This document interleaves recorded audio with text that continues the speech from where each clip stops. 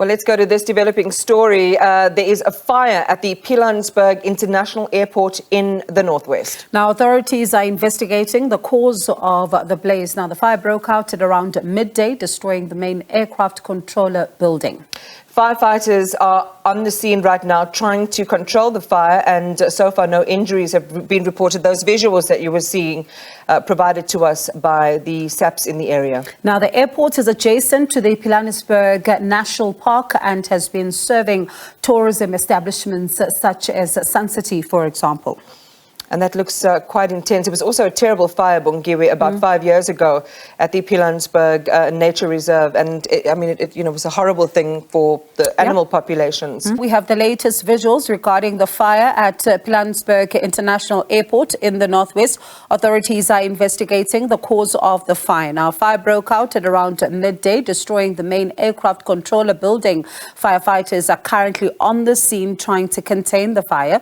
No injuries have been reported, and the airport is adjacent to the Pilanesberg National Park and has been serving tourism establishments such as Sun City. The visuals that you are seeing there, the airport engulfed in fire this afternoon, we understand around midday, and as you can see on the visuals there, firefighters are doing what they can to contain the fire.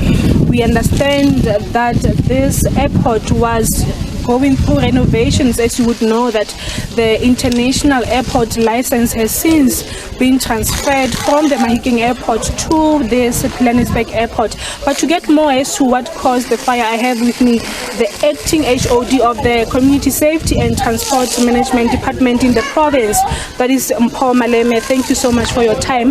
What caused this fire? Thank you very much, Elle. Right now we are not sure of what really caused the fire. We will investigate further as soon as the firefighters are done with their work. But like you said, the airport manager said the fire started around 12, and they tried as much as possible to contain the fire, but because it's thatch roof, they couldn't really contain the fire on time, but they really tried. Let's talk about the extent of the damages. Okay, the roofing is gone, like you see. There's a tower there. Fortunately, it's not destroyed, but the roofing is gone because it's fresh. The only office that was inside was that of the airport manager in the boardroom. We had since moved everything from the building because, as you can see that side, we have temporary structures. There, all the staff members were already moved, and all the furniture were also moved to the temporary structures. So the office that was destroyed was that of the airport manager as well as the boardroom. But be that as it may, the other offices were already empty. Let's talk about whether there were, employees inside the building.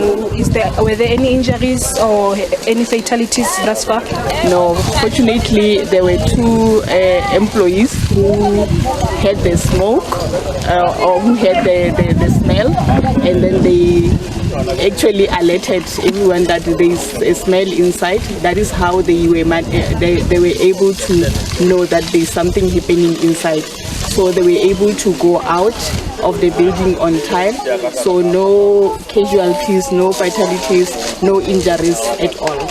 Thank you so much for your time. That is Mpho Maleme, the acting HOD at the Department of Community Safety and Transport Management in the Northwest Province, stating there that this airport indeed caught fire just around midday. And as you can see behind me, firefighters are doing their work, trying to contain the fire. We do as well understand that the investigation will start the minute the firefighters are done, as stated by the acting HOD coming from the Northwest Province, that indeed Pilanesberg International Airport has been engulfed by fire.